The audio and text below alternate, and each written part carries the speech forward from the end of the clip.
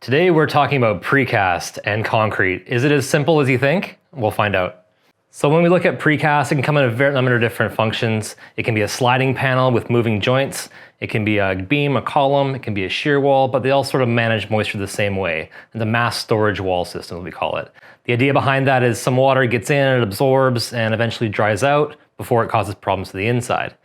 Now, a lot of things go into the analysis of that concrete and how fast it absorbs water, the concrete mix design, the water ratios, admixes, aggregates, all those things go into strength and the absorption rates, and all important to durability of these buildings. The reinforcing steel of concrete is going to be the primary thing to protect. The concrete itself, as cement, creates an alkalinity cell around this reinforcing steel, which prevents corrosion from occurring. If you get carbonation, that's the process that sort of breaks down that alkalinity, you can start to get steel corroding and resulting in what's called spalling and pop concrete off the building. If you get cracks in the concrete, that can also accelerate some of that water absorption and corrosion of the steel. Admixtures can help that. Silanes, siloxanes can help the absorption rate. Really, probably the best thing to do is have painted panels, which can be recoated if it does crack. Those paints can bridge those cracks and really fill them and really give you a robust concrete design.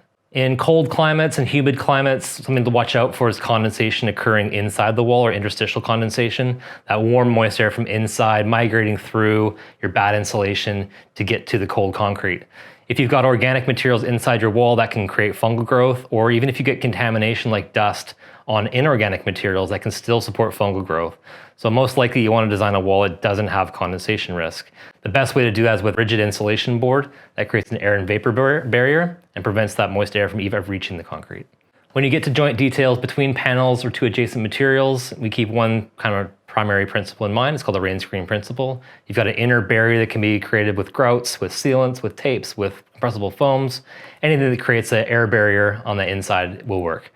On the outside of that, you can have a sealant, baffle strips, any number of things to create sort of a rain shield to protect that inner layer. So we've got two layers of defense, so if the outside one fails, it's not going to result in water ingress. We've got a drainage path to let that water back out.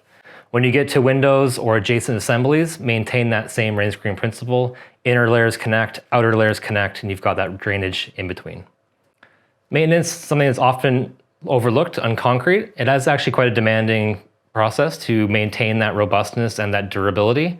If you've got paint, you want to look at that periodically, maybe once, twice, on 3-year cycles. And when those cracks start to get quite big, or you start seeing carbonation around those zones, time to think about recoating those panels.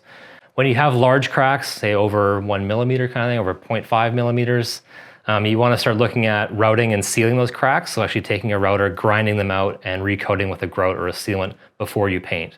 Now, if you don't have a painted panel, if you've got or exposed concrete, or you've got a stain, it's going to be very difficult to blend that crack repair in. Whereas a painted panel, you'll be able to blend it in seamlessly. No one will ever know. Silanes, siloxanes, they're not going to bridge cracks the same way paint can. So just something to keep in mind. Some of these things are not foolproof, and they do have maintenance considerations and aesthetic knock-ons from that. So a few key takeaways. There are lots of variables to consider when you're looking at these panels and these concrete buildings. It's not just the same thing every time. There's a lot of chemistry and thought that can go into these things, and considering the end user and maintenance may be a key thing to think about. You can manage condensation in these buildings with rigid insulation. Pretty simple, cheap way to do it. When you're getting to details between panels and adjacent materials, keep that rain screen principle in mind. An air barrier and then an exterior seal outside of that. As long as you maintain that kind of fundamental principle, you'll be in good shape. And you do need to keep on going with this maintenance to keep that reinforcing steel protected. You can't just let these buildings sit and rot, because then repairs get a lot more expensive down the road. Hopefully that gives you a really quick insight into concrete and some of the key design considerations. Don't forget to like, subscribe, and we'll see you next time.